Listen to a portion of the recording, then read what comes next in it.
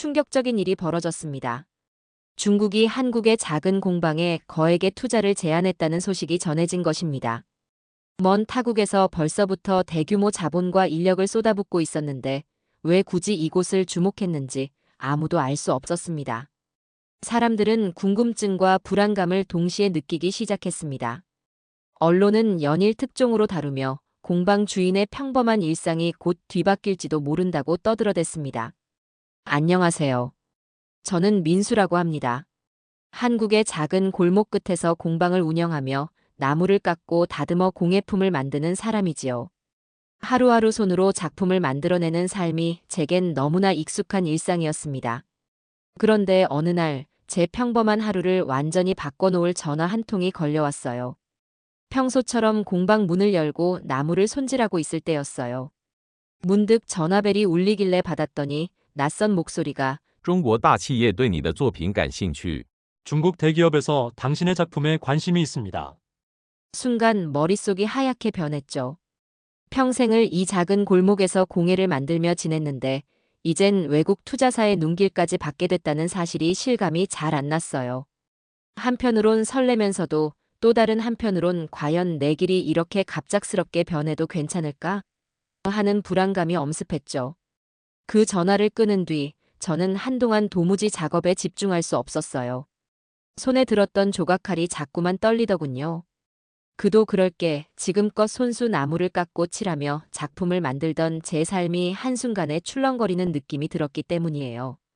사실 공방을 유지하는 일이 쉽지 않았기에 이 기회가 제 인생을 바꿀 거라는 예감은 분명 있었어요. 하지만 제가 애써 지켜온 느리더라도 정성을 다하는 작업 방식이 대기업 자본 논리에 맞춰 무너지는 건 아닐까 그런 걱정도 떨칠 수가 없었죠. 그 후 며칠간 주변에서 이런저런 이야기가 쏟아졌어요. 민수야, 이참에 이름 좀 알리면 되겠네. 하고 박수 쳐주는 사람도 있었고 대기업? 그 사람들은 얼마 못 가서 내 작업 전부 컨트롤하려 들 거야. 신중해야 해라고 경고를 주는 사람도 있었죠.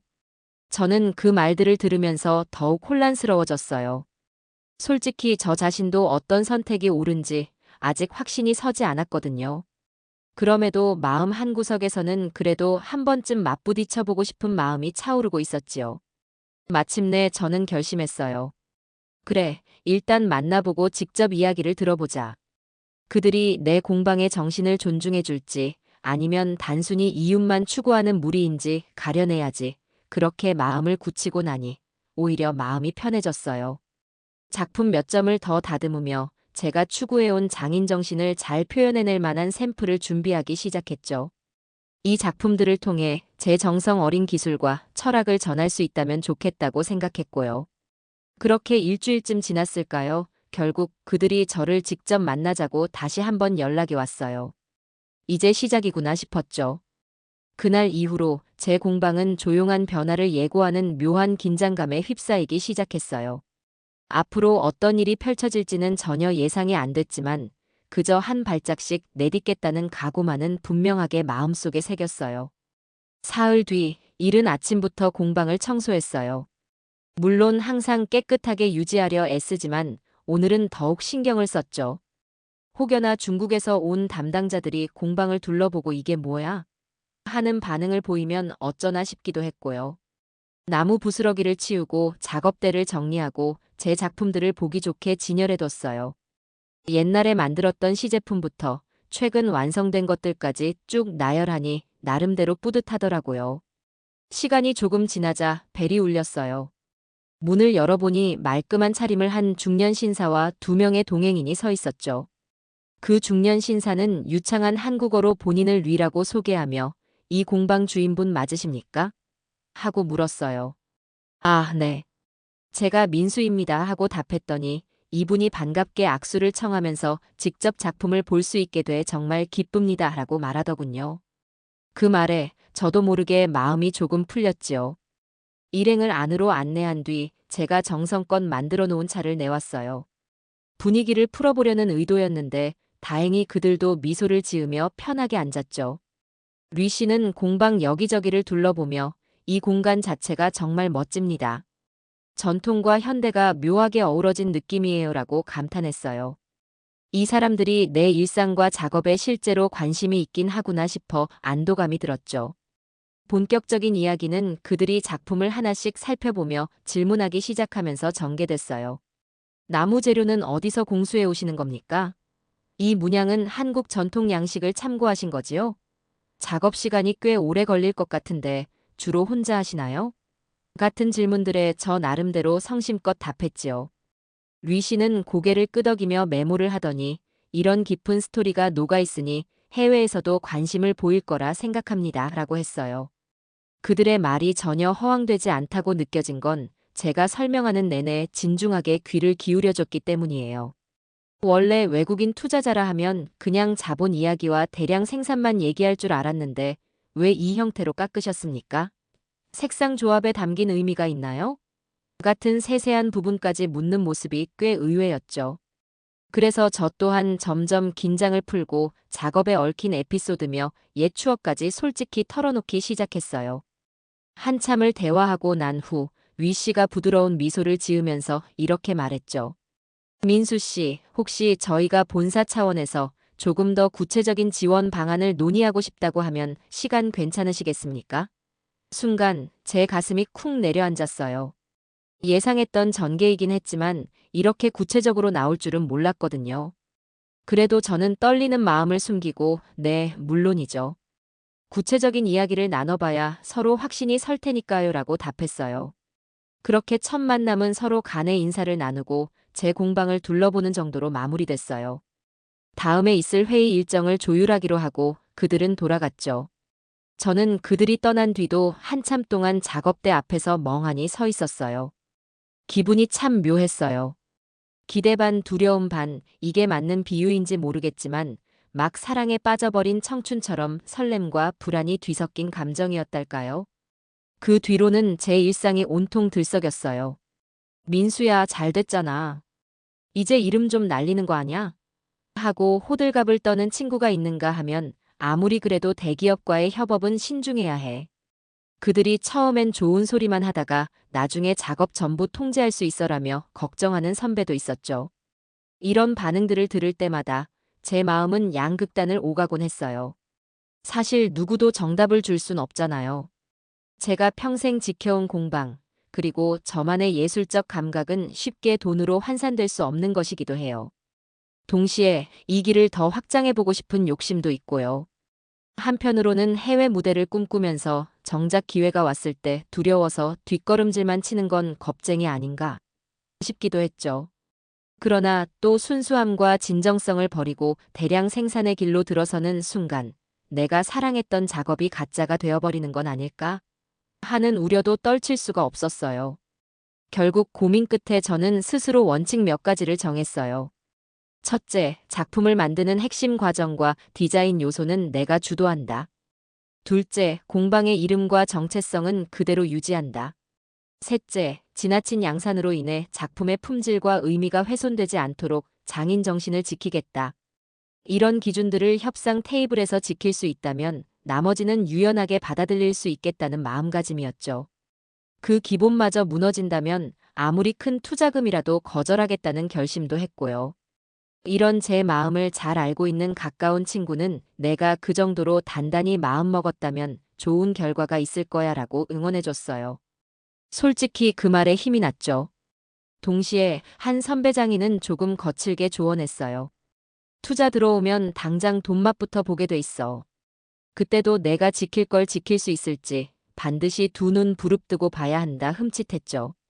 듣고 보니 맞는 말이라서 저는 더욱 결의에 차게 마음을 다잡았어요. 그러던 어느 날 류 씨에게 연락이 왔어요. 본사에서 구체적인 사업 제안서를 준비했는데 우리 회사가 주최하는 행사 때 발표하겠습니다. 그 행사에 꼭 참석해 주셨으면 좋겠네요.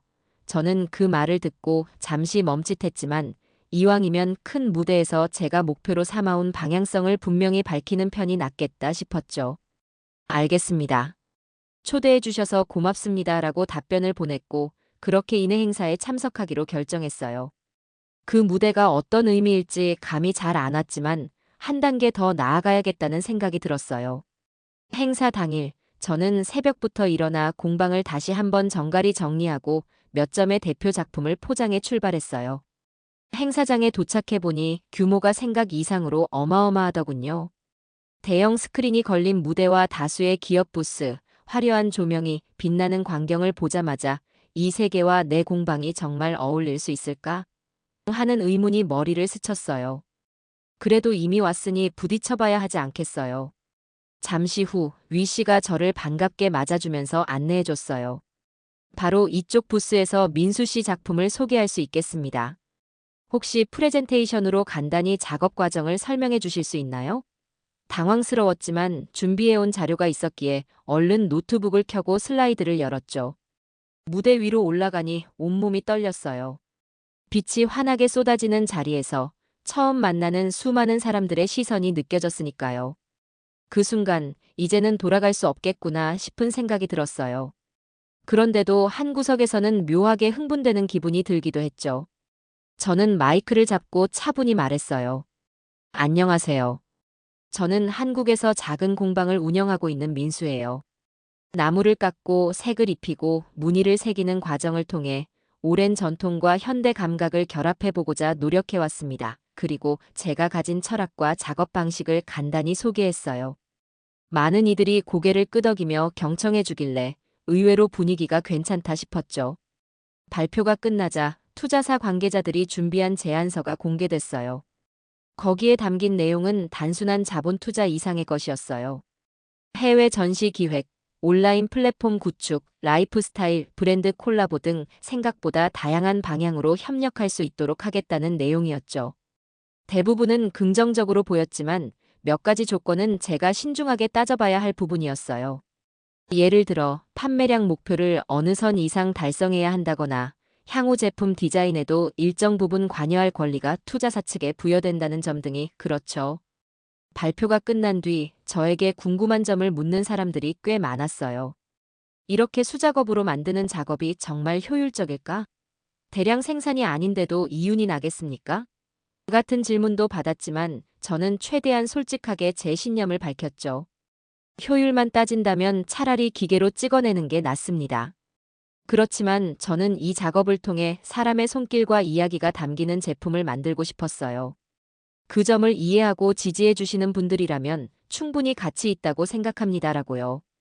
행사가 마무리될 무렵 위 씨가 다가와 제 손을 꼭 잡고 말했어요. 민수 씨, 정말 인상 깊었어요. 실제 계약에 앞서 서로 생각을 좀 더 구체적으로 주고받으면 좋겠습니다.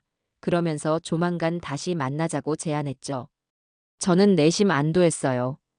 아직 합의해야 할 부분도 많지만 적어도 서로가 크게 어긋나지 않는 지점은 찾아볼 수 있겠다 하는 희망이 생겼거든요. 그리고 무엇보다도 이 길이 쉽지 않을 걸 알기에 더 도전해보고 싶다는 욕구가 솟아나요. 아무도 걸어보지 않은 길을 간다는 것, 그리고 그 길 위에서 누군가와 뜻깊은 협업을 만들어낸다는 건 어쩌면 인생에서 흔치 않은 기회일 테죠.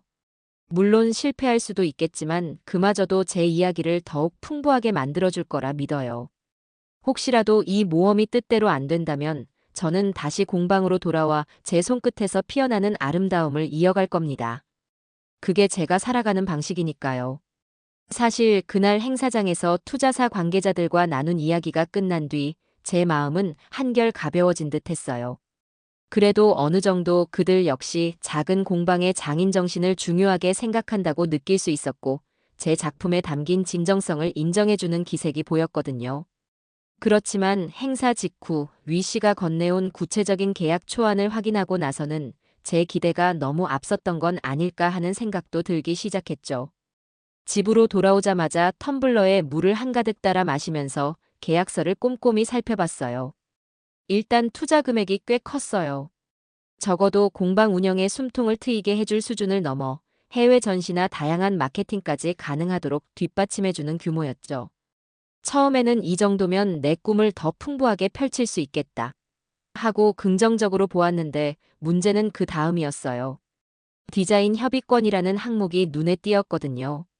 투자사가 저와 협력해 새로운 제품 라인업을 개발할 때 그 과정 전반에 관여할 권리가 주어진다는 내용이었죠. 물론 어느 정도 이해는 해요. 그들도 대규모 자본을 투입하는 만큼 완제품이 시장에서 성공을 거둘 수 있도록 관리할 의무가 있으니까요. 그런데 이 내용이 조금 애매했어요. 양측은 특정 조건 하에 프로젝트 변경을 협의해야 한다는 식으로 명확한 범위를 명시하지 않았더군요. 예를 들어 제가 이 부분만큼은 절대 수정할 수 없다고 고집해도 시장의 요구사항이라며 강제로 바꾸게 할 수도 있을 것 같았어요. 이건 제가 가장 예민하게 여기는 부분이라 무심코 넘어갈 수가 없었죠. 또 생산 물량 목표라는 조항도 있었는데 초기엔 소량 생산으로 시작하더라도 일정 기간 후에는 제품을 대량으로 만들어야 한다는 책임 의무가 보였어요. 더 효율적인 방식으로 제품을 찍어내서 수익을 극대화하겠다는 접근이었는데 그게 과연 제가 추구하는 예술적 가치와 공존할 수 있을지 의문이 들었습니다. 물론 그 외에 매력적인 조건도 많았죠. 해외 박람회 지원, 브랜드 홍보 협력, 나아가 여러 문화적 교류 행사에 저를 대표 장인으로 참여시켜주겠다는 제안까지 포함되어 있었어요. 솔직히 고민이 됐어요. 공방 운영으로는 상상하지 못했던 넓은 무대와 자원이 보장된다면 제 예술을 더 많은 사람에게 전할 수 있는 길이 열릴 테니까요. 그날 밤 잠자리에 누워서도 제 머릿속에는 온갖 생각들이 뒤엉켰습니다. 이렇게 좋은 기회를 놓치면 평생 후회할 수도 있지 않을까? 하지만 내 의도와 달리 작품이 변질되는 걸 감수해야 한다면 그 역시 참을 수 있을까? 라는 갈등이 계속됐죠. 솔직히 누가 대신 결정을 내려줬으면 좋겠다는 마음마저 들었어요. 그러나 결국 이 선택의 무게는 온전히 제가 지고 가야 하니까요. 그렇게 며칠을 고민하다가 저는 합의점을 찾을 수 있도록 직접 조건을 수정해보자는 쪽으로 방향을 잡았습니다. 투자사 측이 보낸 초안을 기초로 제가 선호하는 방향대로 문구를 손보고 예시 시나리오를 덧붙여서 다시 건네주기로 한 거죠. 그들이 받아들일지 여부는 알 수 없지만 적어도 제 의사를 분명히 표현해야겠다는 생각이 들었어요. 다음 날 공방에서 작업을 잠시 멈추고 노트북을 열어 문서 편집기를 켰어요. 그리고 제가 꼭 지키고 싶은 원칙들을 또박또박 적어 내려갔죠. 예를 들면 주요 디자인 결정권은 창작자인 본인 민수에게 최우선 권한이 있다. 연간 생산량 목표를 무리하게 상향 조정하지 않는다 같은 것들이었어요. 또한 투자를 받고 나서 6개월 안에 이루어야 하는 목표나 일정 등도 좀 더 유연하게 조정할 수 있게 요구사항을 명기에 넣었죠. 아마 이 문서를 본 위씨 측에서는 이건 너무 장인의 입장만 고려한 거 아니냐? 고 생각할지도 모르겠지만 사실 저도 저 나름대로 많이 양보한 거라고 여겼어요. 어차피 전 간해수 공업만 고집할 마음은 아니었거든요. 단지 대량 생산이 아닌 적절한 규모 생산을 통해 제품이 늘어나는 만큼 품질과 진정성을 유지할 수 있는 라인을 구축하겠다는 게 제 바람이었죠. 문서를 어느 정도 다듬고 나니 새벽 1시가 훌쩍 넘었더군요. 그나마 이렇게라도 제 마음을 정리하니 머릿속이 좀 개운해졌어요. 그래 뭐. 결과가 어떻게 되든 간에 나는 나대로 최선을 다해 제안을 해본 거야 싶어서 말이죠. 그리고 한편으로는 이런 식으로라도 제 의지를 계속 밀고 나가면 언젠가는 투자사 사람들도 제 철학을 깊이 이해하게 되지 않을까 하는 희망도 생겼어요. 며칠 뒤 위 씨가 다시 공방으로 찾아왔어요. 그 문서를 잘 받았고 투자사 내부에서 한참 논의가 진행 중이라고 했어요. 그의 표정이나 말투를 보니 나쁘지 않은 분위기처럼 보였죠. 민수 씨가 세부적으로 제안한 수정안에 대해서 대부분 긍정적 반응이 있습니다. 다만 몇 가지는 회사 입장에서 꼭 필요한 부분이 있어서 재조정이 필요해 보이네요 라고 설명하는데 확실히 위 씨가 저에게 우호적이라는 느낌을 받았어요. 그렇다면 구체적으로 어떤 조항에서 이견이 큰가요? 하고 물으니 위 씨가 노트북을 꺼내 제시한 항목이 바로 투자 회수 시점이었어요.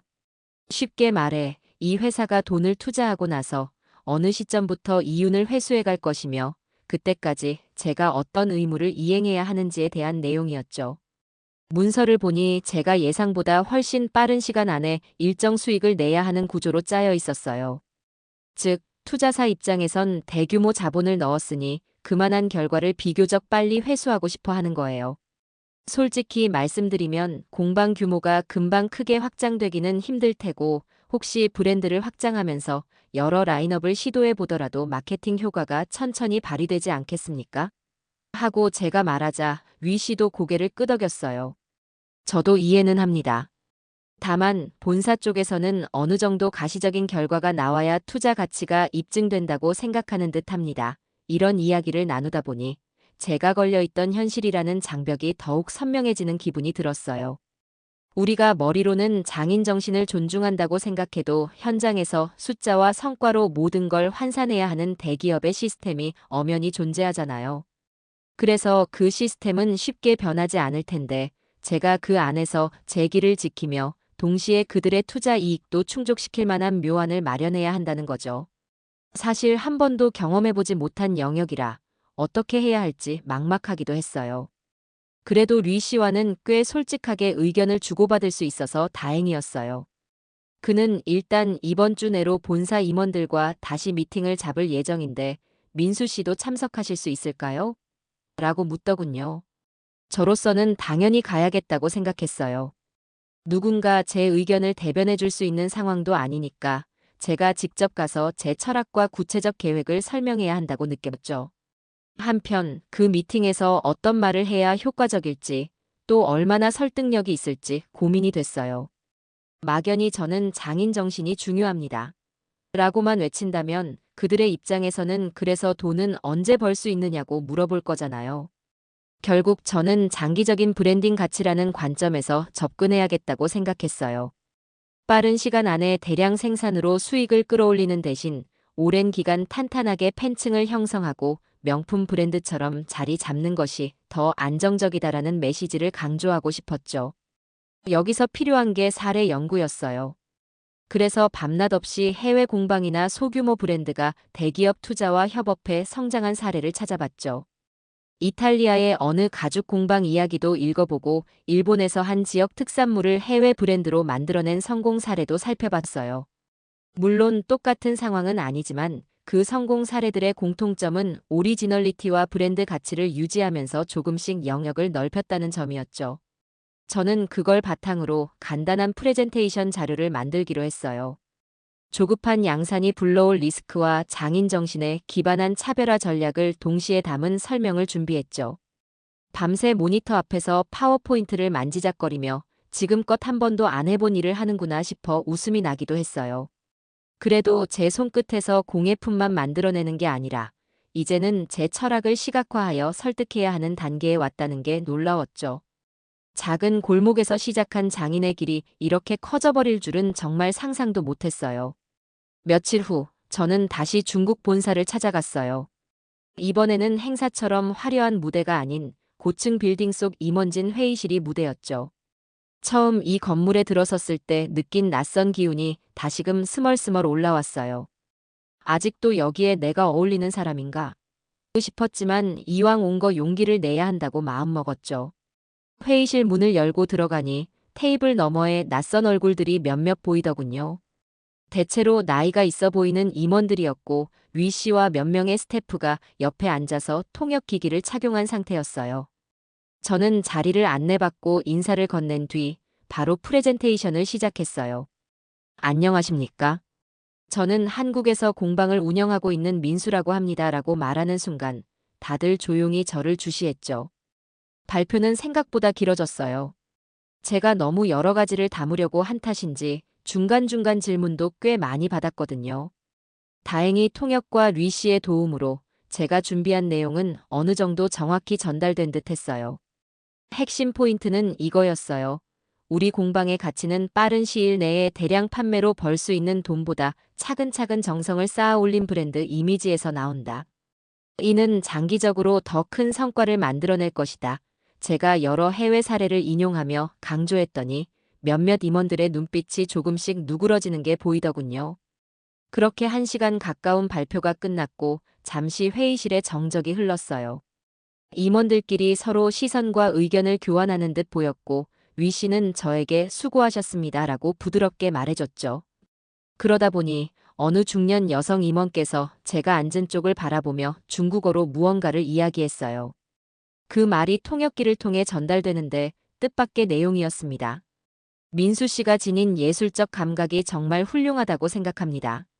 그래서 저희가 아예 한국에 별도의 디자인 센터를 세우고 민수 씨를 그 디렉터로 임명하는 방안은 어떨까 싶네요. 그 순간 저는 순간적으로 이게 무슨 얘기지? 하고 얼이 빠졌죠. 가만 보니 이들은 단순히 제 공방에 투자만 하는 게 아니라 회사가 주도적으로 새로운 브랜드를 론칭하고 거기에 제가 중심에 서길 바란다는 뜻이었어요. 말하자면 민수라는 장인을 전면에 내세우되 실제 운영과 생산은 대기업 시스템에 맡긴다는 구상이었던 거죠. 처음 들었을 때는 솔깃했어요. 회사에서 디자인 센터까지 세워준다면 마음껏 창의력을 발휘할 수 있지 않을까? 하고 생각했거든요. 그러나 곧바로 저는 한 가지 의문이 생겼어요. 그렇다면 내 공방은 어떻게 되는 거지? 내가 정성껏 키워온 이 작은 공간의 의미는 어디로 흘러가나? 또한 그들은 민수 씨가 실제 공예 작업을 계속하시겠지만 중요한 디자인 기획이나 마케팅 방향은 회사와 늘 협의해야 한다라고 덧붙였어요. 아무래도 그 협의 범위가 어디까지일지 확신이 서지 않았죠. 그런데 더 놀라운 건 그 자리에서 이 여성 임원이 민수 씨와 회사가 공동 명의로 특허와 디자인권을 등록해두면 해외 확장 시에 엄청난 시너지가 날 것이라며 스스럼 없이 계획을 꺼낸다는 점이었어요. 이미 이 투자사 내부에서도 저의 브랜드 파워를 노리고 상당히 구체적인 전략을 세웠다는 얘기였죠. 일반적으로 작고 소박한 공방에서 일하는 장인이 한 번에 이런 기회를 맞닥뜨리긴 어려울 텐데 운이 좋으면 정말 큰 무대를 밟게 되는 거고 반면에 이 흐름에 내가 잠식당해버릴 위험도 상당하다는 생각이 동시에 들었어요. 그날 회의가 끝난 뒤 위 씨가 조심스럽게 물었어요. 어떻습니까, 민수 씨? 생각보다 큰 제안을 받게 되었는데 느낌이 어떠신지요? 저는 한숨을 푹 내쉬며 대답했죠. 솔직히 좋아 보이면서도 한편으론 두려워요. 이게 정말 제가 원하는 방향인지 아니면 우리 공방이 이 회사의 한 부속품이 되는 길인지 아직 잘 모르겠어요. 리 씨가 고개를 끄덕이며 천천히 생각해 보셔도 됩니다. 오늘 임원진의 반응은 대체로 긍정적이었으니 시간을 갖고 답해 주시면 돼요라고 하더군요. 그날 밤 숙소로 돌아온 저는 기분이 복잡했어요. 만약 정말로 그 디자인 센터를 만들어서 내가 총괄 디렉터로 일하게 된다면 월급은커녕 어마어마한 수익 배분까지 보장될 수도 있을 거야. 대신 내 공방은 어떻게 유지하지? 그리고 이 커다란 흐름에서 과연 내가 내 작품을 내 손끝에서 완전히 책임지며 만들 수 있을까? 이런 물음표들이 하나둘 떠올랐죠. 정말로 갈림길에 선 기분이었어요. 이 제안을 받아들이면 한 단계, 아니 몇 단계나 훌쩍 성장할 기회가 생기겠지만 그만큼 순수함도 많이 잃게 되는 건 아닌지 불안감이 엄습했어요. 며칠 후 한국으로 돌아왔어요. 공항에 내려 골목으로 들어서니 익숙하고 정다운 공방이 다시금 눈에 들어왔습니다. 나는 문 앞에 서서 한참 동안 문 손잡이를 바라봤어요. 내가 지금껏 어떤 길을 걸어왔는가? 되새기고 싶어졌거든요. 이 손잡이를 밀고 들어가면 톱밥 냄새가 물씬 풍기는 나만의 세계가 펼쳐져요. 매일 새벽까지 깎고 또 깎아가며 완성한 작품들, 바삭하게 마른 칠의 느낌, 손님들이 정말 따뜻하네요 라고 말해준 기억들. 과연 이 모든 순간을 포기해도 괜찮을까? 투자사 제안을 받아들이면 공방 자체가 대기업 소속의 쇼룸이나 체험형 공간으로 바뀔 가능성도 있어요.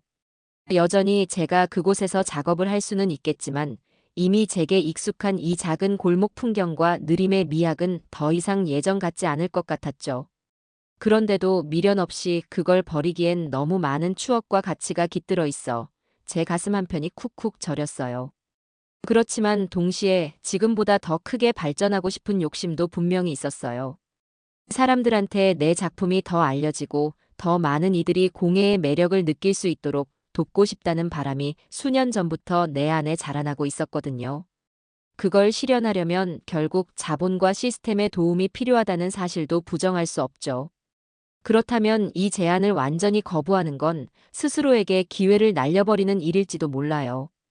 결국 고민 끝에 저는 중도적인 길을 찾기로 결심했어요. 내 공방은 그대로 유지하되 회사의 디자인 센터 프로젝트에는 내가 일정 부분만 참여한다. 즉, 완전히 흡수되는 게 아니라 독립성을 지키면서 협력 관계를 맺자. 이런 식으로 협상을 해볼 요량이었죠. 조금 어렵더라도 서로 자유와 책임의 경계를 명확히 잡아주면 어쩌면 그들도 수용할 수 있지 않을까 생각했어요. 마침내 저는 리 씨에게 전화를 걸어 제가 회사 측 제안을 완전히 거절하고 싶지는 않지만 공방의 독립성을 최대한 보장받고 싶습니다. 라고 솔직하게 털어놨어요. 리 씨는 잠시 고민하다가 공방 독립 유지를 위한 구체적인 방안을 제시해 주시면 제가 다시 임원들과 상의해 보겠습니다. 라고 하더군요. 이 말을 듣는 순간, 그래, 나도 방법을 찾아보자 하는 의지가 더욱 강해졌어요. 그 길로 저는 공방을 둘러보며 어떻게 하면 이 공간을 투자사와의 협력 속에서도 살아 숨쉬게 할 수 있을지 구상하기 시작했어요. 공방 체험 프로그램을 유지하되 대기업 브랜드와는 별도로 운영한다면 어떨까? 해외 바이어나 관람객들이 이 작은 공간에서 장인이 실제로 작업하는 모습을 보고 결과물을 구매할 수 있는 형태를 유지한다면? 같은 아이디어가 떠올랐죠. 동시에 대규모 양산 제품은 별도의 라인을 만들어 대기업 측에서 주도하게 하되 저는 디자인 감수와 품질 확인만 담당하는 식의 협업 모델도 가능하겠다 싶었어요. 이 구상을 조금 더 다듬어 제안서 형태로 만들고 위 씨에게 다시 전송했어요. 제안서 제목은 공방의 독립성과 글로벌 브랜드 구축의 조화였죠. 스스로 생각해도 그럴싸한 타이틀이어서 왠지 모르게 힘이 났어요. 비록 대기업의 설비와 자본을 이용하되 이 공방만의 색채는 분명히 지켜나가겠다는 다짐이 담겨 있었습니다. 그리고 제가 원하는 건 수익 극대화가 아니라 장인 정신을 기반으로 천천히 이름을 알리는 것이라며 다시금 브랜드 가치의 중요성을 강조했어요. 그리고 기다리는 시간이 또다시 찾아왔죠. 답장은 오랜 시간이 걸리지 않았어요. 이틀 뒤 위 씨에게서 전화가 왔고 목소리 톤이 나쁘지 않아 보였어요. 민수 씨, 임원들이 제안을 검토해 본 결과 상당히 흥미로운 시도라는 결론을 내렸습니다. 공방의 독립성을 유지하면서도 회사가 별도의 생산 라인을 운영하는 형태라면 서로 윈윈할 수 있다는 의견이 꽤 많네요. 그 말을 듣는 순간 제 심장이 쿵쾅거렸어요.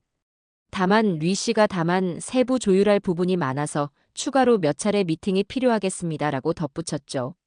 어쨌든 완전히 불가능하다고 여겼던 내 공방의 정체성을 유지하는 협력 모델에 대한 가능성이 열린 셈이었어요.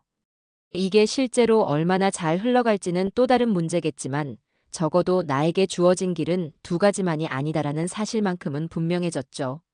갈림길에서 한쪽을 선택해야만 하는 게 아니라 중간 지점을 만들어서 그 길 위에서 새로운 길을 열어갈 수도 있다는 깨달음을 얻게 된 순간이었달까요?